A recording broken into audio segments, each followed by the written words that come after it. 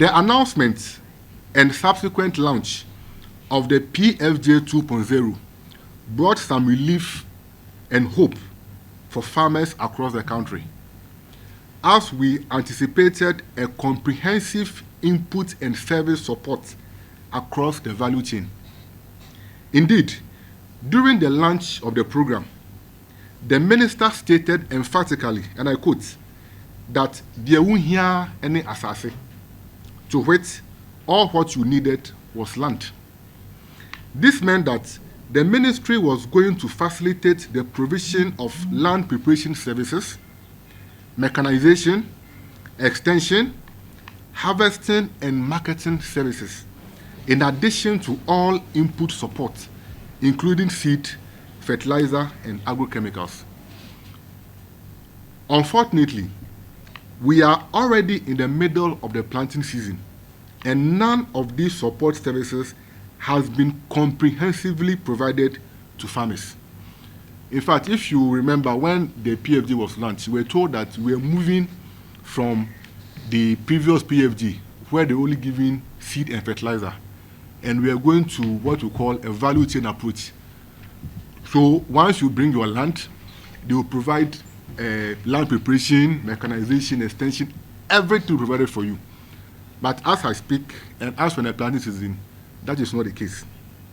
In fact, per our own analysis, the Brian Achampon PFJ 2.0 is not different from the Usu Efria Koto PFJ 1.0, since all of them seems to be about the supply of seed and fertilizer.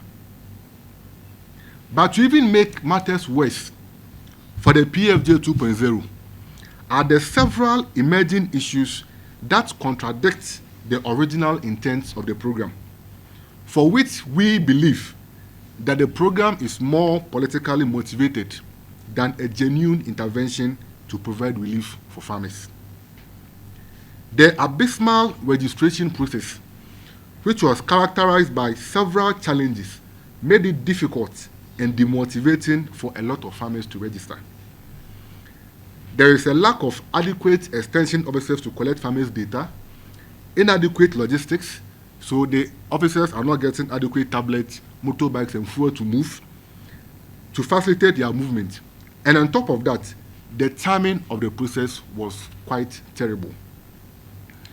As of July 2024, our independent assessment, which is also corroborated by figures from the various agri departments, shows that less than 15% of the estimated farmer population have registered under the program, and this is quite underwhelming.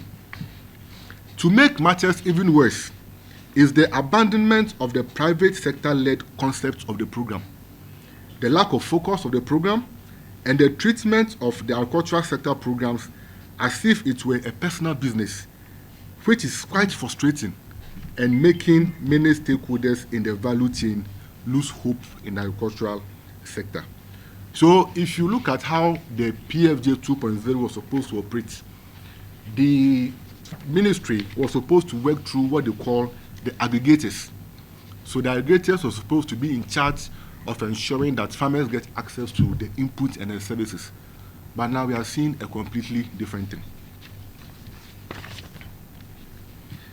In addition to this challenge is the current input distribution formula under the grant component of the program, which has become extremely politicized and serving as an avenue for unscrupulous politicians and public officials to demand payments from farmers before farmers can benefit.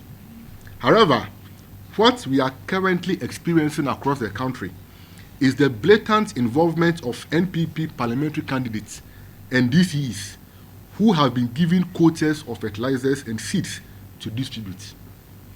The question we are asking is, what is the role of DCEs and PCs in input distribution?